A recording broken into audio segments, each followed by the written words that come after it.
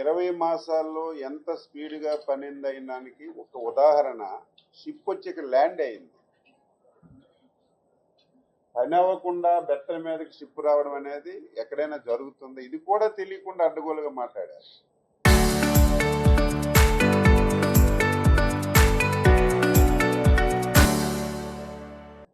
ఈరోజు ఒరిజినల్గా time extend చేశాం, నవంబర్ నాటికి ఇది పూర్తి చేయాలని.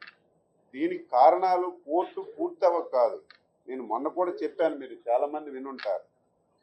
ఎంత దుర్మార్గులంటే పోర్టు కట్టిన తర్వాత పోర్టుకి రావాలంటే రవాణా సౌకర్యం ఉండాలి. ఇటు రోడ్లు వేయాలి, రైల్వే లైన్ వేయాలి. ఈ రెండు వేయాలంటే దాదాపుగా 400 ఎకరాలు సాల్ట్ ల్యాండ్ అవసరం. Salt land government of India నుంచి తీసుకోకపోతే ఈ పోర్టు కట్టినా ఇలా అలంకారప్రాయంగా ఉండడమే తప్ప ఈ పోర్టు వల్ల ప్రయోజనం లేదు. కనీసం ఆ 400 ఎకరాలు కావాలని చెప్పి దరఖాస్తు కూడా చేయలేదు. మేము వచ్చిన తర్వాత ఆ 400 ఎకరాలు లేకపోతే పోర్టు కట్టినా ఉపయోగం లేదని చెప్పి తీవ్రంగా కృషి చేసి చంద్రబాబు నాయుడు గారు, మన ఎంపీ గారు రామ్మోహన్ నాయుడు కలిసి 390 ఎకరాలు 10-15 రోజుల ముందు సాల్ట్ డిపార్ట్మెంట్ మన గవర్నమెంట్కి 99 సంవత్సరాలకు లీజుకి ఇచ్చారు. మళ్ళీ దాని మీద కూడా ఒక వ్యక్తి కోర్టులో వేశారు. కోర్టు దాన్ని స్టేటస్ కో ఇచ్చింది. అది కూడా రేపు ఉంది. దాని మీద కూడా మొత్తం సమాచారం అంతా కోర్టుకు సమర్పించాం. రేపు కోర్టులో వస్తే మనకు ఆ కార్యక్రమం కూడా అవుతుంది. పోర్టు పనులు అయ్యాయి అంటే వివిధ రూపాలు. ఇప్పుడే మా మినిస్టర్ గారు చదివినట్టుగా పోర్టు పనులన్నీ అయ్యాయి. ఏవైతే రోడ్డు కానీ రైల్వే లైన్ కానీ రిమైనింగ్ పనులన్నీ కూడా కొంత పూర్తిగా ఆలస్యం అవడం వల్ల మనకి ప్రాబ్లమ్స్ వచ్చాయి. మొన్నే ఎక్స్టెన్షన్ ఆఫ్ టైం కూడా ఇచ్చారు నవంబర్ నాటికి. నాకు తెలిసి నవంబర్ నాటికి ఇది పూర్తి చేసి ఒక టైం ఫిక్స్ చేసి రెగ్యులర్ షిప్, ఎందుకంటే పెద్ద షిప్ రాదు, వచ్చిందే పెద్ద షిప్. ఇప్పుడు మనం వెళ్ళి చూసాం, మీరు వచ్చారు లేదు. డ్రెడ్జింగ్ అనేది ఇంతకంటే పెద్ద షిప్ ఉంటుంది. షిప్పే ఇది, షిప్ కమ్ డ్రెడ్జింగ్ ఇది. రేపు వచ్చినా ఇదే, అంతకంటే పెద్ద షిప్ రాదు, ఇదే పెద్ద షిప్. రేపు మళ్ళీ మనం నవంబర్ అయిన తర్వాత ఒకసారి మాట్లాడుకుని ఒక టైం ఫిక్స్ చేసుకొని ఒక ట్రయల్ షిప్ కూడా ఇక్కడ తీసుకురావడానికి ప్రయత్నం చేస్తాం. ఎట్టి పరిస్థితుల్లో ఈ సంవత్సరం ఆఖరికి ఇవన్నీ పూర్తి చేస్తాం. ఇప్పుడు కూడా రివ్యూ తీసుకున్నాం. కొన్ని ప్రాబ్లమ్స్ ఉన్నాయి. ఏదైతే ట్రాన్స్కోవర్ ఎలక్ట్రికల్ లైన్ కానీ, ఈరోజు జెన్కో వాళ్ళు టెక్కల నుంచి ఇక్కడ సపరేట్గా డెడికేటెడ్ లైన్ కానీ, అదేవిధంగా కొంత ఫారెస్ట్ ల్యాండ్ ఉంది. ఫారెస్ట్ ల్యాండ్ మనం తీసుకోవాలి, దానికి ఆల్టర్నేటివ్ ల్యాండ్ కూడా ఇవ్వాలి. ఇప్పటికే ప్రపోజల్ కూడా పంపించాం. ఇతర జిల్లాల్లో ఎక్కడైనా సరే ల్యాండ్ ఉంటే ఆ ల్యాండ్ ఫారెస్ట్కి ఇచ్చి ఆ ల్యాండ్ కూడా తీసుకోవాలని ప్రయత్నం చేస్తున్నాం. ఎట్టి పరిస్థితుల్లో ఈ సంవత్సరం ఆఖరికి మేము ట్రైల్ వేయడానికి అన్ని విధాల ప్రయత్నం చేస్తున్నాం. ఎంత అడ్డగోలుగా మాట్లాడారంటే అంత అడ్డగోలుగా మాట్లాడారు. ఈరోజు మీరందరూ సజీవ సాక్షులు. వాళ్ళు ఏం మాట్లాడారు? ఎవరో పనికి మాలినోడు మాట్లాడితే ఒక అర్థం ఉంది. రాష్ట్రంలో సీనియర్లుగా ఉండి మంత్రివర్గంలో ఉండి బాధ్యతలు తీసుకున్న వాళ్ళు వచ్చి అడ్డగోలుగా మేమే 70% పూర్తి చేసాం, తెలుగుదేశం వచ్చిన తర్వాత అచ్చెన్నాయుడు గారి ప్రాంతం 1% కూడా పూర్తి చేయలేదని చెప్పి ఎంత దారుణంగా మాట్లాడారు. మీరందరూ క్వశ్చన్ చేయాలి. అందుకే ఈరోజు మొత్తం ఇది అయిపోయిన భోజనాలు కూడా పెట్టిన అయిన తర్వాత మొత్తం చూపించాలి. ఎన్ని సమస్యలు ఉన్నాయి, అన్ని సమస్యలు కూడా పరిష్కరించాలి. ప్రధానంగా ఆర్&ఆర్ ముఖ్యం. ఈరోజు పోర్టు కట్టామంటే దీనికి త్యాగాలు చేసిన వాళ్ళు మూలపేట, విష్ణుశేఖరం గ్రామాలు. అక్కడ ఏదో ల్యాండ్ తీసుకున్నారు, 4 ట్రాక్టర్లు మట్టేసి ఒక ప్లేన్ చేసేసి కనీసం అక్కడ కావాల్సిన మౌలిక సదుపాయాలు లేవు. అక్కడ వాటర్ కూడా పడడం లేదు, సాల్ట్ వాటర్. దేని గురించి ఆలోచించలేదు. మేము వచ్చిన తర్వాత గ్రామస్తులతో మాట్లాడి ఆర్&ఆర్ మీరే వచ్చి చూశారు, ఉదయం వచ్చారు కదా, చాలా ఆనందంగా ఉన్నారు. డూప్లెక్స్ బిల్డింగ్లు కడుతున్నారు. మూలపేట వాళ్ళకు కూడా ఎక్కడ ఆర్&ఆర్ ఒకసారి పేమెంట్ ఇచ్చిన తర్వాత వాళ్ళే ఇల్లు కట్టుకోవాలి, కానీ పేదవాళ్ళు వాళ్ళకి సాయం చేయాలని చెప్పి యాజమాన్యంతో మాట్లాడి మొత్తం అందరికీ 500 కుటుంబాలకి రేకులు ఇస్తున్నాం. ఇప్పుడే చెప్పాను, వాళ్ళకి కావాల్సినటువంటి ఇసుకు కానీ ఏమైనా ఉంటే సప్లై చేయమని కూడా చెప్పాం. వాటర్ 1.5 కోటి కలెక్టర్ గారు ఇచ్చారు. వాటర్ డెడికేటెడ్ లైన్ ఉద్దానం నుంచి చేస్తున్నాం. మీరు చూసారు, స్కూల్ కడుతున్నాం, అంగన్వాడీ కడుతున్నాం, టెంపుల్స్ కడుతున్నాం. నేను మళ్ళీ చెప్తున్నాను, ఈ రాష్ట్రంలో R&R కాలనీలో మూలపేట R&R కాలనీ ప్రతి ఒక్కరూ వచ్చి చూసి వెళ్ళాలి. ఆ టైప్గా తయారు చేయడానికి అన్ని విధాల ప్రయత్నం చేస్తాం. ఎందుకు ఇంత కృషి చేస్తున్నామంటే వాళ్ళు త్యాగదనులు. వాళ్ళు ఈరోజు ఇక్కడ వికెట్ చేయడం వల్లే మనకి ఈరోజు కోర్టు వచ్చింది. వాళ్ళు ఎక్కడ కూడా అసంతృప్తి పడడానికి వీల్లేదు, వాళ్ళు ఎక్కడ బాధపడడానికి వీల్లేదు. అందుకే వాళ్ళ మీద ప్రత్యేకమైనటువంటి ఫోకస్ పెట్టి ఆ కార్యక్రమం కూడా పూర్తి చేస్తున్నాం. ఏవైతే మంత్రి గారు చెప్పారో కొన్ని ప్రాబ్లమ్స్ ఉన్నాయి, ఆ ప్రాబ్లమ్స్ అన్ని క్లియర్ చేసి ఈ సంవత్సరం ఆఖరికి మ్యాక్సిమం పూర్తి చేసి ఒక టైం పెట్టి ఫస్ట్ షిప్ ట్రయల్గా తీసుకురావడానికి అన్ని ప్రయత్నం చేస్తాం. పోర్టు వల్ల ఎంప్లాయ్మెంట్ రాదు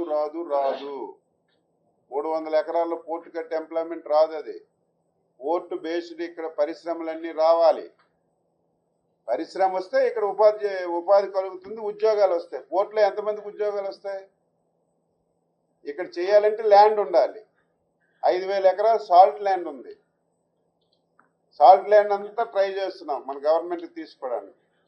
ఈస్ట్ కోస్ట్ ల్యాండ్ ఉంది 2,800 ఎకరాలు, అది కూడా డెవలప్ చేస్తున్నాం.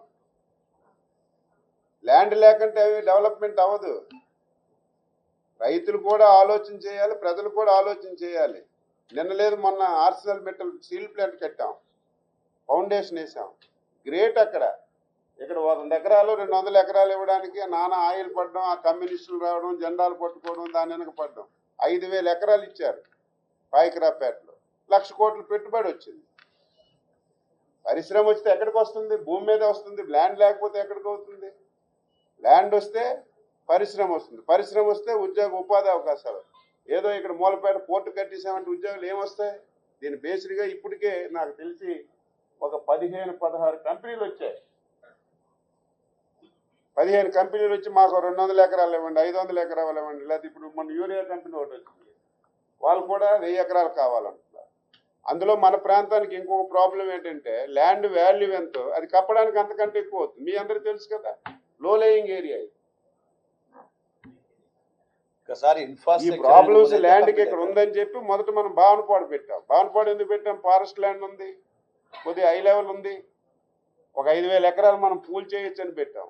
వీళ్ళేంటి సడన్గా తెచ్చి ఇక్కడ మార్చారు. మీరు గూగుల్లో కొట్టండి, భావనపాడు మూలపాడు పోర్ట్ ఎవరు మొదలెట్టారంటే తెలుగుదేశం అని చెప్తారు. వీళ్ళు ఎన్ని అబద్ధాలు అంటే ఏముంది, గూగుల్లో కొట్టండి. ఏ రోజు ఎంత పర్సెంటేజ్ అని కూడా అక్కడే కనపడుతుంది కదా, ఏ పర్సెంటేజ్ ఎంత రోజులు కూడా అక్కడ. తీది అబద్ధం. వంశధార ఉంది, మొన్న అంటున్నారు రెండో meeting Vamsadhara lift irrigation. Lift irrigation ఏంటి? దేనికి లిఫ్ట్ ఇరిగేషన్? నీ కక్కుర్తి గురించి, నీ కాసుల గురించి లిఫ్ట్ ఇరిగేషన్ పెట్టుకున్నావు. 5 సంవత్సరాలు ఎలగబడిచావు కదా. శ్రీకాకుళం జిల్లాకి ఏంటి ప్రధానమైనటువంటిది? నేరేడు బ్యారేజ్. మీరు అందరూ రాస్తున్నారు నేరేడు బ్యారేజ్ గురించి. నేరేడు బ్యారేజ్ ఏంటి? ఒరిస్సాకి మనకున్న తగు. ట్రిబ్యునల్లో మనం ఎందుకు ఇబ్బంది పడ్డాం? ఒక మంచి లాయర్కి పెట్టలేదు, వదిలేశారు గాలికి. అది మనం వచ్చిన తర్వాత లాయర్లు పెట్టాం, ప్రత్యేకం కాన్సన్ట్రేషన్ చేసాం. ట్రిబ్యునల్లో మనకు అనుకూలంగా తీర్పు వచ్చింది. తీర్పు వచ్చిన 2 రాష్ట్రాలు, అటు బీజేపీలో ఉన్నటువంటిది ఒరిస్సా ఉంది. అయినా సరే చంద్రబాబు నాయుడు మీద గౌరవంతో మన రామ్మోహన్ నాయుడు కృషితో ఫస్ట్ గజెట్ ఇచ్చారు. ఎవరిస్తారు? గజెట్ ఇచ్చి మనకి నేరేడు బ్యారేజ్కి క్లియరెన్స్ ఇచ్చారు. ఇంక చిన్న హడ్డీల్స్ ఉన్నాయి. ఈ లిఫ్ట్ ఇరిగేషన్ దేనికి? నేరేడులో బ్యారేజ్ కడితే లిఫ్ట్ ఇరిగేషన్ దేనికైనా ఉపయోగపడుతుందా? పైపులు మోటార్లు అమ్ముకోవాలి కదా మళ్ళీ. పోనీ అదేనా పూర్తి చేసావా? నీ సొంత ఎంపీకి ఇచ్చుకున్నావు కాంట్రాక్టర్, ఆ మొబిలైజేషన్ అడ్వైస్ తీసి మొత్తం దోచుకెళ్ళిపోయారు. మేము వచ్చేసరికి మా కలెక్టర్ గారు ఆర్డీఓ గారు వెళ్తే అక్కడ ఏమీ లేదు. నేను రివ్యూ చేసి ఏమైందంటే ఆ కాంట్రాక్టర్ పిలిచాను, మాకు ఒక పైసా బిల్లు అవ్వలేదన్నారు. మీలాగా దుర్మార్గులం కాదు, ఏదైనా ఇది ప్రజల డబ్బు. ఒకే మంచో చెడ్డో మొదలెట్టారు, అది పూర్తి చేద్దాం, 1 సంవత్సరం వరకు మనకి నీరు ఉపయోగపడుతుందని మొన్నాళ్ళకి బిల్లు ఇచ్చాను. మీరు ఒకసారి విజిట్కి వెళ్ళండి. ఇప్పుడు మోటార్లు వచ్చాయి, పైపులు వచ్చాయి, అన్నీ ఈ 18 మాసాలు చేసి మేమేదో కొబ్బరికాయ కొట్టాం. కొబ్బరికాయ ఎవడు కొట్టడు? ఎంత క్వశ్చన్ చేయాలి మీరు. ఎవరైనా ఛాలెంజ్ చేసి చెప్తున్నాను. నేను అందుకన్నాను మా కలెక్టర్ గారికి అప్లికేషన్ పెట్టుకోమనండి. ఒక 5 మందో 10 మంది రండి, మొత్తం రోజంతా తిప్పుతారు, భోజనాలు పెడతారు. మీ కళ్ళు కనబడకపోతే భూతద్దాలు కూడా ఇస్తాను, 3D ఫిల్మ్స్ మొత్తం చూడండి. మీ హయాంలో ఎంత జరిగింది, మా హయాంలో ఏం జరిగింది, మేమేం ప్రాబ్లమ్స్ సాల్వ్ చేశాం, మీరేం చేశారు, మీరు ఎప్పుడైనా దృష్టి పెట్టారా? ప్రతి ఓడు రావడం ఇక్కడ మాట్లాడడం, మూలపేట అంటే తెలీదు, పేడ ఉన్నదంతా బండి ఎద్దులాగా ప్రతి ఓడు మాట్లాడేయడమే. ఇవన్నీ వాస్తవాలు. మీరు కూడా క్వశ్చన్ చేయాలి. ఎవరైనా నేను తప్పు మాట్లాడి చెప్పండి, ఇందులో ఒకటి అవాస్తవం మాట్లాడారు, మీరు తప్పు మాట్లాడారు, మీరు క్వశ్చన్ చేయండి, ఆన్సర్ చేస్తాను. మూలపేట పోర్టు వల్ల ఉద్యోగాలు రావు, ఇక్కడ పరిశ్రమలు రావాలి. పరిశ్రమలు రావాలంటే భూములు ఉండాలి, సానుకూల వాతావరణం ఉండాలి. మన అదృష్టం కొద్ది ఇప్పటికే 10-15 కంపెనీలు ప్రతిరోజు వస్తున్నారు, భూములు కావాలి.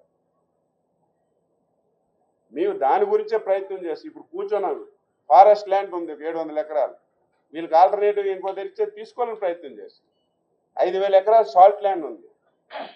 Government of India salt land ఇవ్వడానికి ఇష్టపడడం లేదు. ముందు ఒక ఫేజ్లో 390 ఎకరాలు రైల్వేకి రోడ్ల గురించి తీసుకున్నాం. నెక్స్ట్ అది కూడా ప్రయత్నం చేస్తున్నాం. ఒక రోజుతో అయిపోయిన పని కాదు.